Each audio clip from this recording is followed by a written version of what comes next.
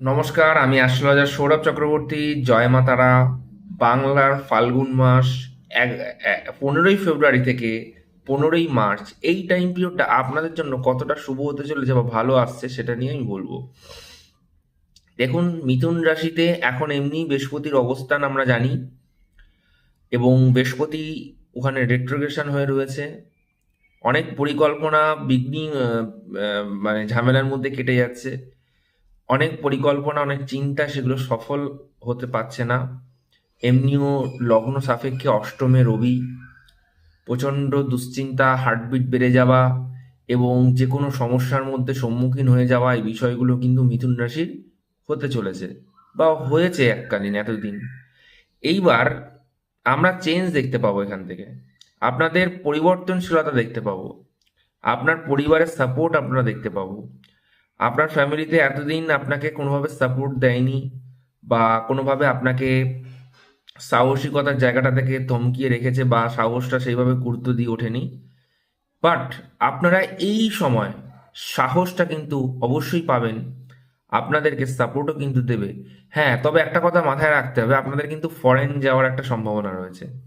কারণ ওই নবম হাউস, রাহু এবং রবি, এই প্ল্যানেটটা কিন্তু ওখানে চলে যাচ্ছে।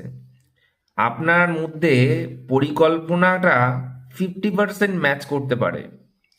যদি আপনার জন্মকুণ্ডলীতে রাহু এবং রবির অবস্থানটা যদি খুব স্ট্রং হয়, খুব ভালো অবস্থায় থাকে, তাহলে এর বিকাশ কিন্তু আমরা দেখতে পাবো।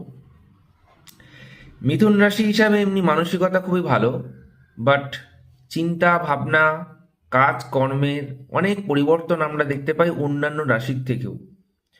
তাদের মধ্যে কথাবার্তার মধ্যে একটা আহ, খুব ছোট অল্প বয়সী বাচ্চাদের মতনও হয়ে থাকে, আবার কখনো মানে খুব বড় মানুষের মতন, মানে এমন একটা স্পিচ দিচ্ছেন বা এমন একটা কথা বলছেন, সেটা মনে হবে খুব জ্ঞানী মানুষ।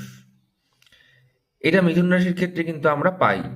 বাট মিথুন রাশির ক্ষেত্রে আরও একটা জিনিস পরিকল্পনা রাখা উচিত, নিজেদেরকে একটা প্রতিষ্ঠিত করা। এই মাসে এই মাসে ফ্যামিলি সাপোর্ট পাবে, এই মাসে ভাগ্যের উন্নতি ঘটবে, এই মাসে কাজের প্রতি এনার্জিটা কিন্তু আমরা দেখতে পাবো।